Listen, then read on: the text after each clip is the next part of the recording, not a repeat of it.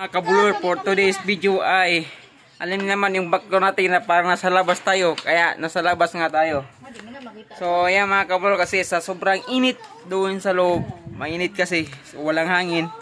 At dito kami ngayon sa labas sa parkingan, no? Sa parkingan ng motor. Ayan o, yan kita parkingan naman dyan. Ayan, nilagyan namin ng banig. Posan dyan. Oh, tindahan ni mamang. Ayan, ayan si Priya. Boss, may gamit kaming electric pan namin, tingnan nyo. Ayan o. Oh, di ba? Ayan mga kabulor, sobrang mainit kasi. Ang init, walang hangin.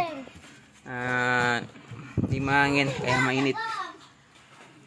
So, ito kami ngayon sa labas. Naglagay ng banig, tambay-tambay.